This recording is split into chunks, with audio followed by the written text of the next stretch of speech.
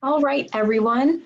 I hope you all are doing well today. I am going to just jump right in and begin our nursing resume clinic. So in this section of the clinic, we're just going to go over some general resume rules, and then I'm going to talk to you about the importance of using the job description when you're writing your resume. So again, as I mentioned in the video previous, make sure you go into Canvas and you select one of the 3 resume tools that are there for you to use as we kind of go through this presentation. You'll be editing your resume tool to align with your experience as we move through. So just make sure that you know where those tools are and you've picked the one that you like the best at this stage. You'll begin editing during the next video. But anyway, here we go with a couple of general resume rules to follow. And again, everybody's different, everybody's unique, but these are just some general rules of thumb that usually apply to most students. So first is when you're writing a resume, you always want to keep the employer's needs in mind. Kind of gone are the days where you make one blanket resume and you apply to a million jobs with it. That's certainly a strategy, but it is going to be more effective if you have a job description and you keep your employer's needs in mind when you're writing the document, because you're going to make something that is going to appeal to that specific employer, which is going to encourage them to read on in the document. You want your resume to be easily scanned, so that means that we're using white space really well. You're being consistent with your formatting, so perhaps, bolding and italicizing all of your titles, maybe bolding all of the employer names that you have worked for in the past, and also using the entire page, so placing the majority of the text justified on the left-hand side, but you can put dates and locations maybe on the right so that we're using the entire page. Really, we want to avoid having the resume look crowded so someone can just quickly scan through and see all of your skills and strengths. This kind of goes with keeping the employer's need in mind. Your resume can be different for each application if needed. With that being said, if you're applying to similar jobs, then the resume can be similar. But if you're applying to jobs at different hospitals on different units, you'll probably have to tweak the resume to, again, align with what your intended employer is looking for. The resume is written in the assumptive first person, so there's no need to write I, me, or my on the document. If you find yourself doing this as you begin writing, you can usually just delete those words and the statement still works. At this stage in your professional journey, the resume is going to be 1 page maximum. Don't use a template. So the tools that I provided you with in Canvas, they're resume tools. So they don't use any wonky formatting or crazy boxes. It's just a blank Word document that I've formatted using the keys on the keyboard, so that all of the resume tools that I provided you with are 100% applicant tracking system friendly. Applicant tracking systems do not like templates. They get confused by the formatting and they won't read the content that's inside of something that is confusing them format-wise.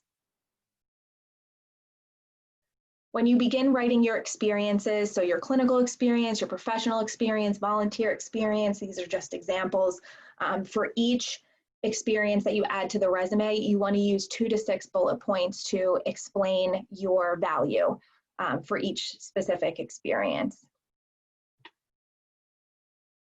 We're going to get into this in a little bit, but when you're writing those bullet points, you're going to use this formula to compose each one. So you're going to start with an action verb, you're going to explain the task that you completed at each experience, and then you're going to explain the impact of your work. The impact piece is the toughest one to write, but it's also what makes your resume stand out among others. So again, we're going to talk about this in more depth in a couple videos from now.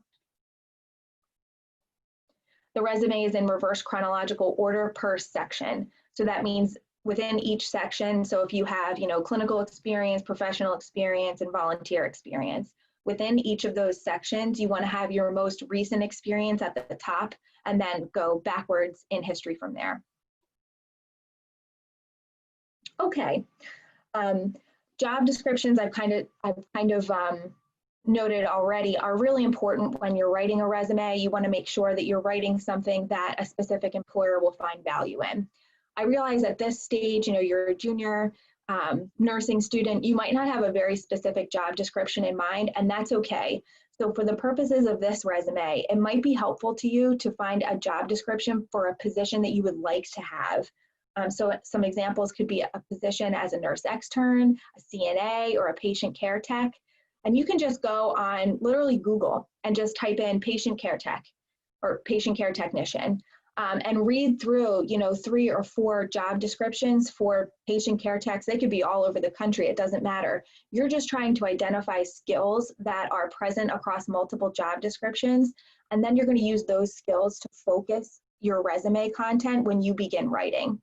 So for example, if you're noticing that they want multiple job descriptions, you're seeing that they need someone who can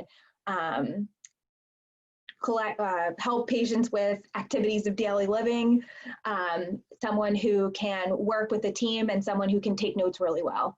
And you're starting to see, oh wow, these are 3 skills that are present in a lot of job descriptions. You're going to want to make sure that you use those skills as a guide. So when you're talking about any of your experiences, even if it's an experience as waitressing, you're explaining, how you have maybe helped people or how you have worked with a team.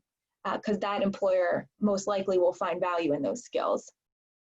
The second option that you have, if you don't want to look up a whole bunch of job descriptions, is you could just focus on the skills that you believe were your strongest in each experience that you write about, and then you can tailor the resume later on when you have a specific job description in front of you. So again, you can focus on what you believe are your most impressive skills and strengths. And then later on, when you have a job description, you can make sure that you're highlighting what a specific employer is looking for. Okay, so this is just, again, a reminder as I wrap up this segment of the Nursing Resume Clinic. You want to make sure that before we get into the next video that you have selected a resume tool that you would like to edit. Find job description or job descriptions if possible, if that's what you would like to do.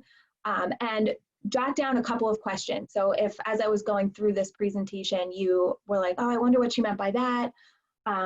Just kind of like jot down your questions as we go through, because we're going to have a resume specific Q&A session with me and all of you I believe it'll be in early September. But yeah, so as we go through this presentation, if you have any questions, jot them down. You'll have an opportunity to get them answered. All right, you guys. Thank you, and I'll see you in the next video.